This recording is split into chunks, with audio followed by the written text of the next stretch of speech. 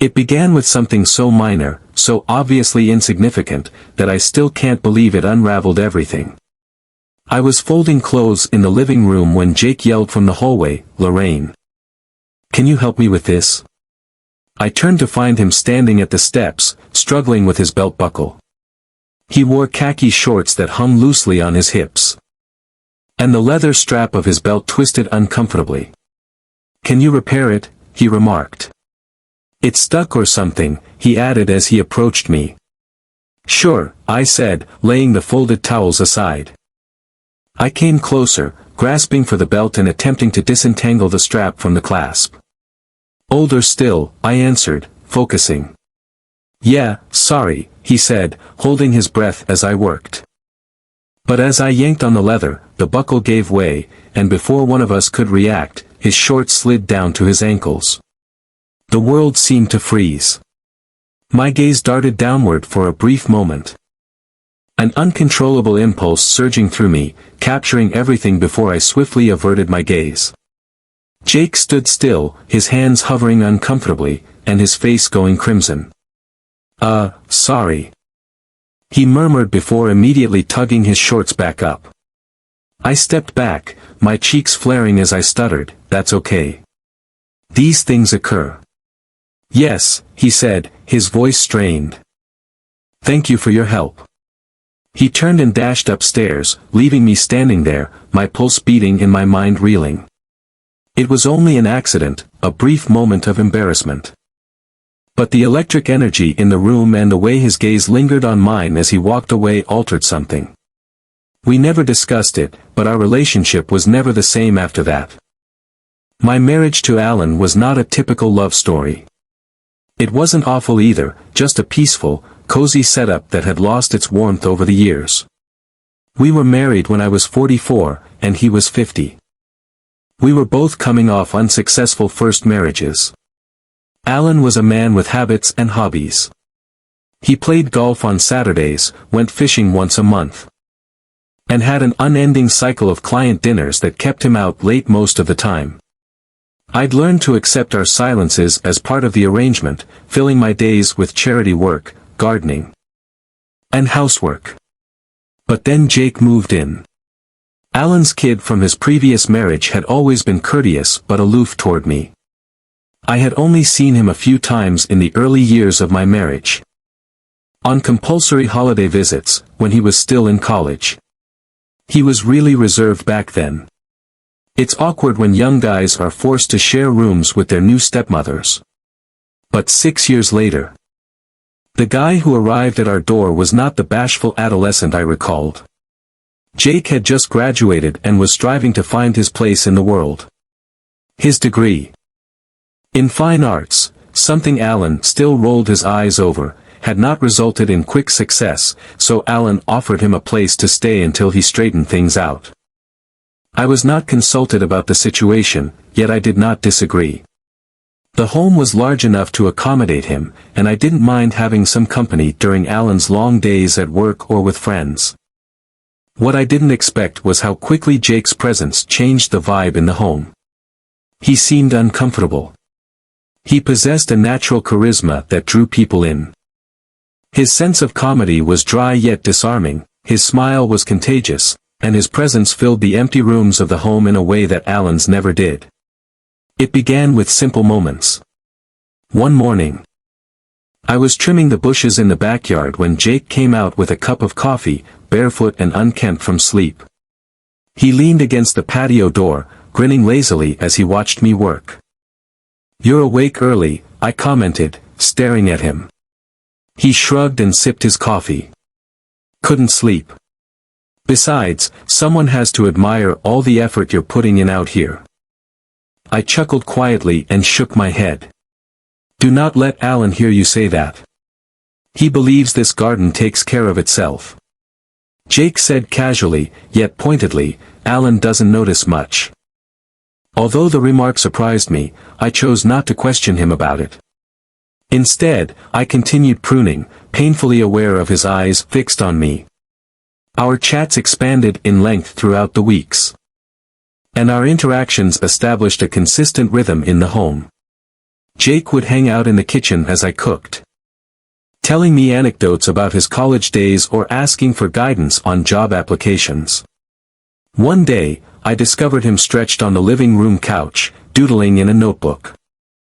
"Do you mind if I have a look?" I questioned, nodding to the pad. He paused for a bit before handing it up. The pages were covered with exquisite pencil doodles, portraits, landscapes, and abstract patterns alive with movement. "These are amazing," I said honestly. "Thank you," he murmured quietly. "It's simply something I do to pass the time. You should show these to someone," I said. "A gallery or an artistic director." "Jake, you have genuine skill." He gave a small smile as his eyes met mine. "You're the first one to say that." The weight of his words sat between us, and I felt the pain of something I couldn't pinpoint. Then the belt incident occurred, and everything changed. For several days thereafter, the air between us seemed electrified, heavy with an underlying tension that none of us understood how to deal with. I tried to avoid being alone with him as much as possible, but it was fruitless. The home was too quiet, and there were too many opportunities for us to cross paths. Jake entered the kitchen one evening while I was doing dishes, his hair moist after a shower. He spoke softly, "Lorraine." I turned, my pulse beating at the way he pronounced my name. "Yes." He hesitated, his hands tucked into the pockets of his pants. "I apologize for the embarrassing situation from the other day." "It's all right," I said hastily, returning to the wash basin. "Let's forget about that."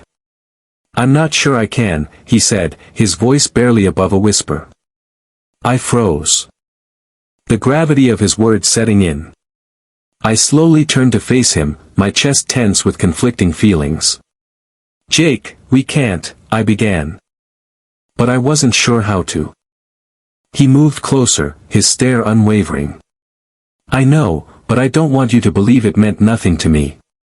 His voice was so intense that I couldn't speak, and neither of us moved for a while. Allan's voice rang out from the front door, breaking the enchantment. "I'll be right there," I said hurriedly, moving away from Jake. But even as I walked away, I knew something had changed between us, something that could not be reversed. The days that followed were a jumble of avoidance and brief looks. Despite his ignorance, Allan spent his nights watching television or hanging out with friends, leaving Jake and me to navigate the complex situation we had created. One afternoon, while I folded laundry in the guest room, Jake arrived at the doorway. "Can we speak?" he inquired, his voice uncertain. I paused before nodding. "Close the door." He walked inside and slammed the door behind him. "I'm not sure how to act around you anymore," he said, his voice rough.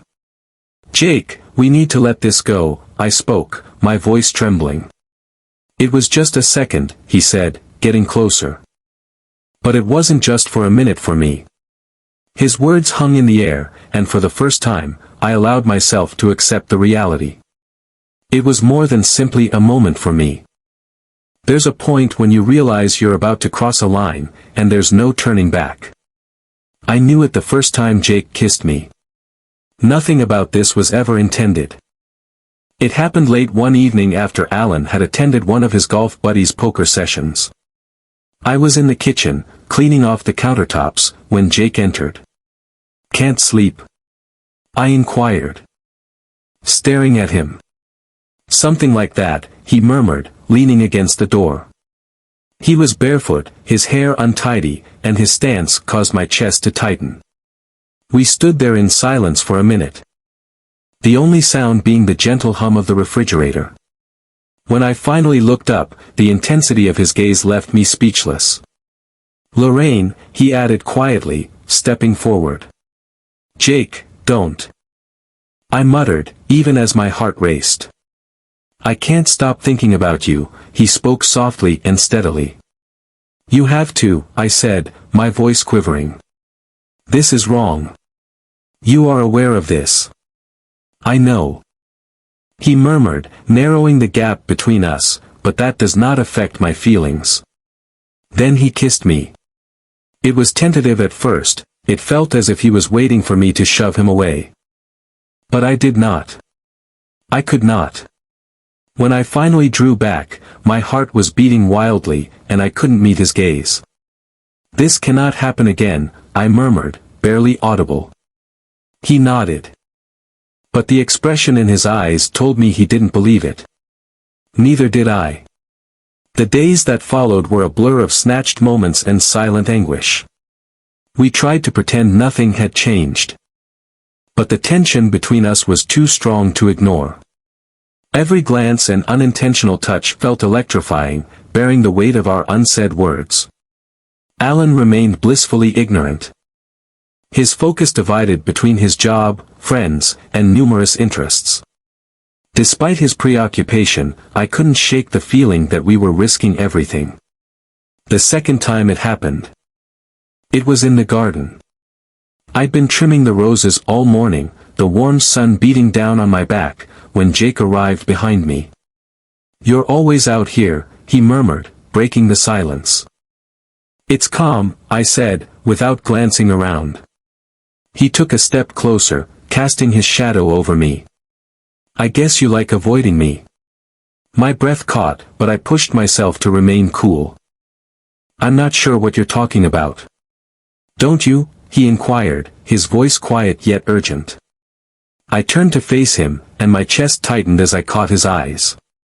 There was no hesitancy this time. No way to argue myself out of it. He kissed me again, and I kissed him back. What started as fleeting moments gradually turned into something neither of us could stop. We were cautious at first, seeking quiet areas of the house where we wouldn't be disturbed. But the more time we spent together, the more reckless we became. It was exhilarating and terrifying all at once, a secret that consumed us both. But secrets have a way of unraveling, and I knew it was only a matter of time before ours did. A reminder that passion still existed, and yearning hidden behind the humdrum of my marriage. But with the joy comes fear. One afternoon, as Jake and I sat on the living room couch, Allan arrived home earlier than planned. "Lorraine," he yelled out from the hallway. I leaped up, my pulse beating, as Jake dashed to the other side of the room. "Enter," I called back, attempting to maintain a steady voice. Allan strolled in and glanced between us. "I had no idea you'd have company," he replied, his tone nonchalant, but his gaze lingered on Jake. Jake answered, "Just catching up," his stance relaxed. Allan nodded, but the look he gave me as he walked away sent chills down my spine. As careful as we were, it grew more difficult to disguise. Allan started asking questions, initially subtle but gradually becoming sharper. "You and Jake appear to be getting along well," he said one evening, as we sat at the dinner table. "He's been a tremendous help around the house," I said, feigning a grin. Allan nodded, his look unreadable. "I'm pleased to see that.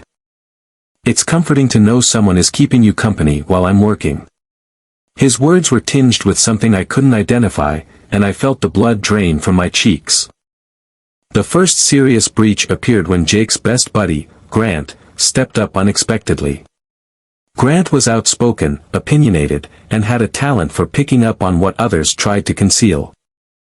"You've spent a lot of time at home," Grant said to Jake one afternoon, his tone light but his eyes piercing.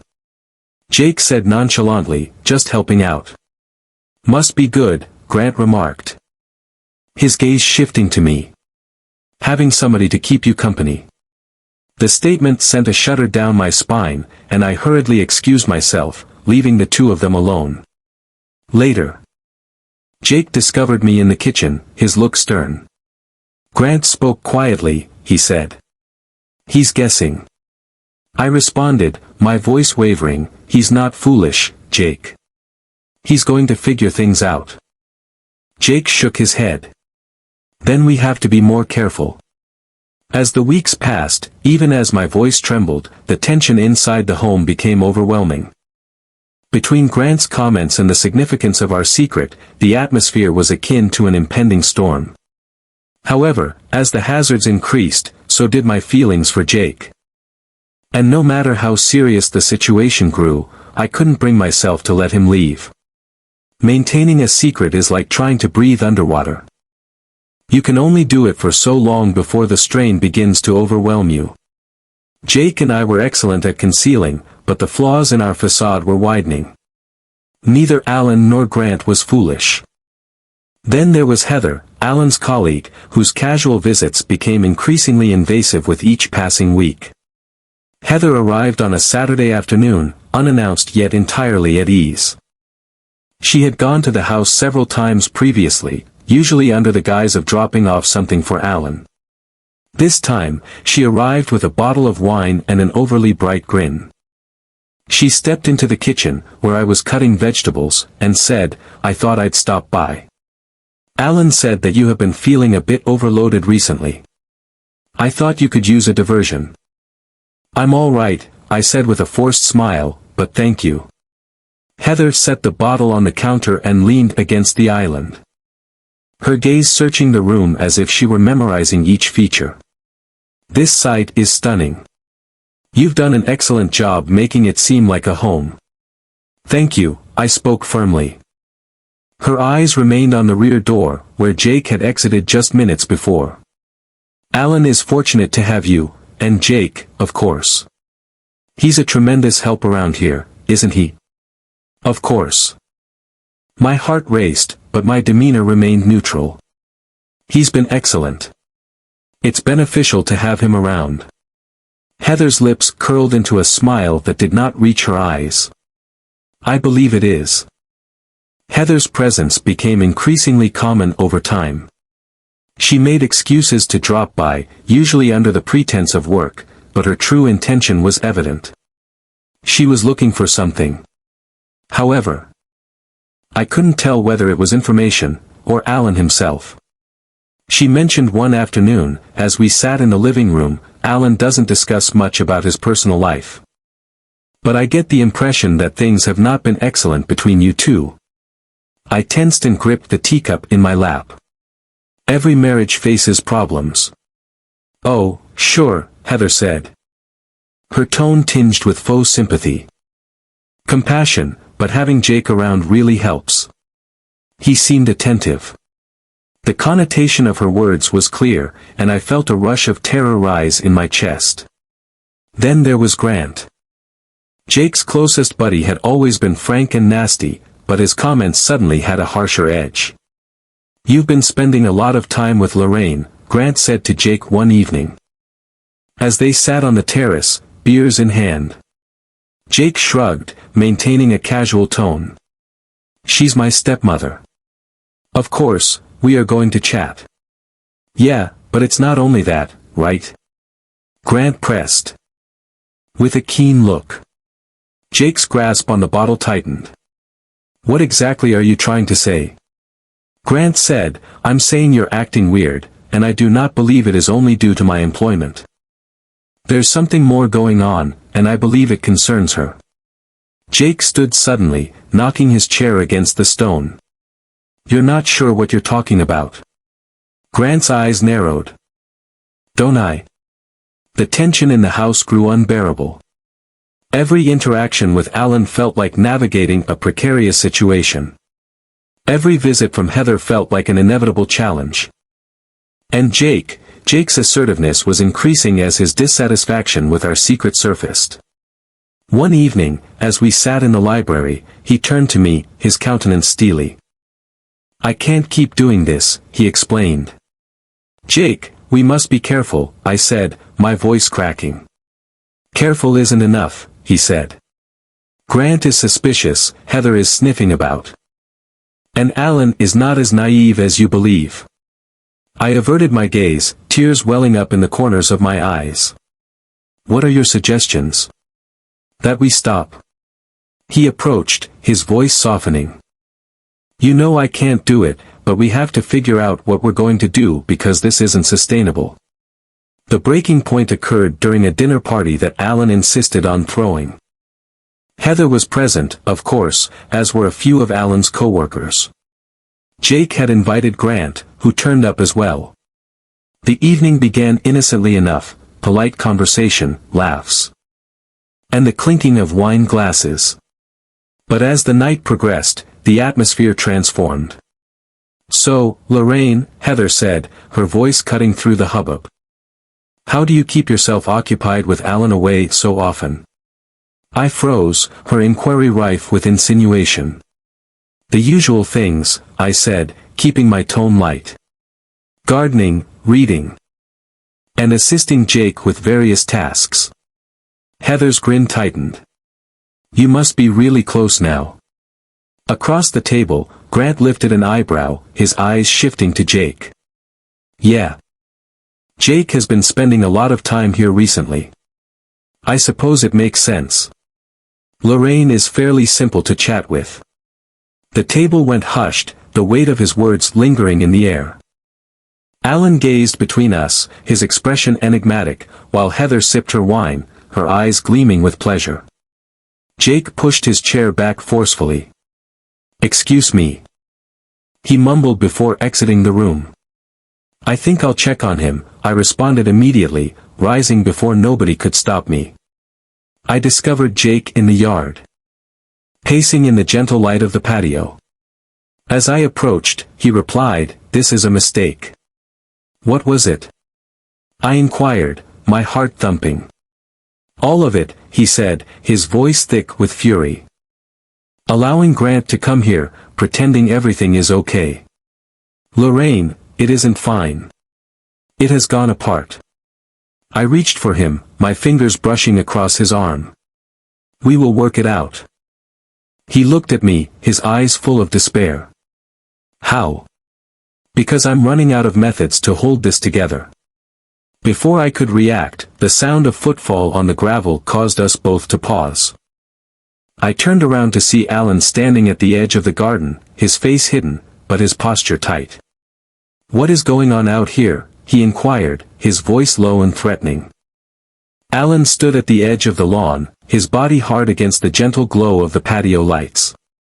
Jake was tight beside me, and there was silence for a few moments. The stillness was deafening.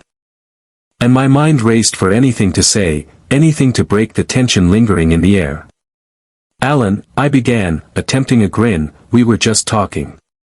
He interrupted, his tone stern. He stepped nearer, his gaze shifting between me and Jake. "It's amusing how you two seem to have so much to speak about these days." Jake straightened, his jaw clenching. "Is there an issue?"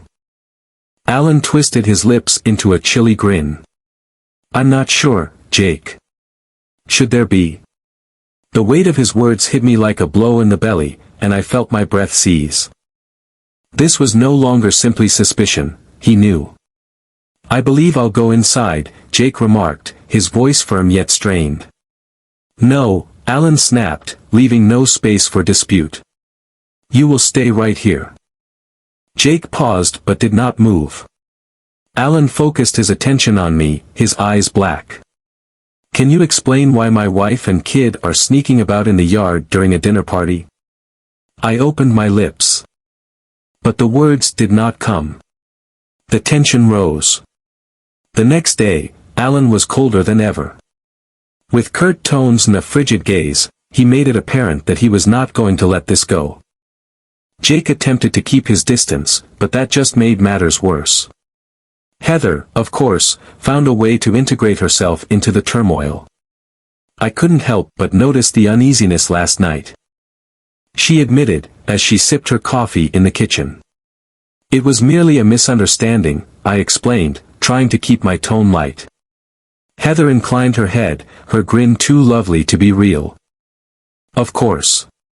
But, Lorraine, you might want to be cautious. Perceptions may be deadly, particularly in this scenario." Her remarks were a disguised menace, and I knew she relished every moment of it. The true twist came later in the evening. Allan beckoned me into the study, his manner serene yet unsettling. "I've been thinking," he remarked, leaning back in his chair. "Maybe it's time to make some modifications." Changes? I asked cautiously. Jake has been here long enough, Allan continued, his tone nonchalant. I believe it's time he moved on, found his own space. My heart fell. Allan was still finding things out. And he can figure things out someplace else, Allan said sharply. Allan, this is not up for dispute. When I informed Jake, he reacted explosively. Is he kicking me out? Jake spoke, his voice rising. Because of what? A chat in the car, what? He's suspicious. Jake, I murmured, trying to remain cool, he thinks. He thinks what? Jake snapped. Is something happening? This is his problem. Not ours. I put my hand on his arm, attempting to support him. We knew this was a possibility, and we can't allow it to become worse. Jake shook his head as his jaw tightened. He's not doing this because he is suspicious. He's doing this to dominate you, and I'm not going to allow him. The night Allan urged Jake to go was the beginning of the end. You have a week to pack your belongings, Allan stated over dinner, his tone calm but forceful. Jake's fork clattered on his plate as he rose quickly. You do not get to determine when I depart. This is my house, Allan said, his voice chilly, and I will not put up with this anymore. What exactly are you tolerating? Jake shot back, his voice raised. I am here. Or I am getting closer to Lorraine than you ever could. The room went quiet, and I felt blood draining from my face. Allan's face clouded as he stood, his words low and menacing. Get out of the house before I make you regret it. That night, I discovered Jake in his room. His baggage was half-packed. You cannot let him win, he murmured, his voice taut with rage. This isn't about winning, I explained, my voice quivering. This is about survival. He turned to face me, his eyes burning. You do not have to stay here. You do not have to stay with him. I have no option, I said, tears flowing down my cheeks. Jake stepped closer and said, there's always a choice. Come with me. His words remained in the air, and for a time. I allowed myself to envision them, leaving everything behind and beginning again somewhere far away. But the reality of what it meant hit me hard, and I shook my head. I cannot, I spoke. My voice cracking. Jake gazed at me for a long time before nodding. Then I'll leave, he replied gently. But it's not over. Jake had left the next morning. Allan did not talk to me. So I spent the day roaming around the empty home, scared by the stillness. But the big shock arrived that evening. I discovered a message pushed under my bedroom door. You believe you've won. Allan, but you don't know the reality. I'll make sure you do. Heather. My hands trembled as I read the message, the consequences setting in. Heather knew. She had seen or overheard something that she was now employing to her advantage. Heather's message weighed heavily on my mind. I stood stuck in my bedroom, reading the words repeatedly until they blurred together.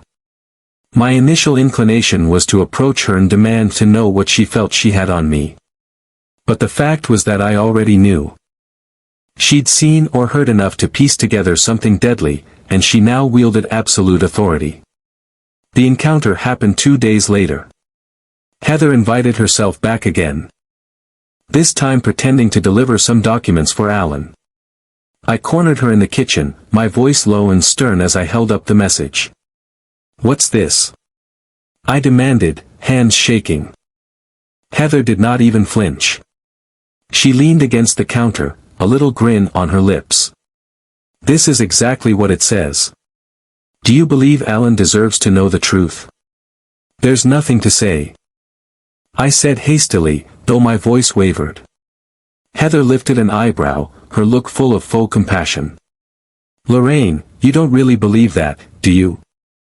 I have seen how you and Jake gaze at each other. I am not blind. My chest clenched, and I moved closer, dropping my voice. If you believe you can use this to influence me, you are mistaken. I refuse to let you destroy my family. Heather giggled quietly and shook her head. Would you? You destroy your family, Lorraine. You have already done that. I'm simply accelerating the inevitable. Before I could react, Allan's words echoed down the corridor, and Heather's smile grew. She said, "Don't worry, I will manage." That evening, Allan was quieter than usual, picking at his supper with a tight expression. Heather had departed hours before. Yet her presence lingered like a shadow over the home. I didn't know if she'd said anything to him, but the stillness between us was oppressive. Finally, Allan put his fork down and glanced at me. "Lorraine, is there anything you'd like to tell me?" My heart ceased to beat. I mustered a grin, faking uncertainty. "What do you mean?" Allan sat back in his chair, his gaze narrowed. "You have been acting strangely recently, and then there's Heather, who alludes to things I don't comprehend. If there's anything going on, now is the moment to inform me." Panic sprang in my chest, but I maintained my cool. "Allan, there is nothing going on. Heather is simply trying to create drama. You know how she is." Allan gave me a long look before nodding slowly. "I hope you're correct," he continued, his tone heavy with caution, "for if I find out differently." He didn't finish the statement. But he didn't have to. That night, I was unable to sleep. I lay in bed, looking at the ceiling, my thoughts racing with possibilities. Heather's threat hovered over me. And Allan's growing mistrust made each action feel like one step closer to tragedy. Then, just as I was falling asleep, my phone rang on the nightstand. I snatched it.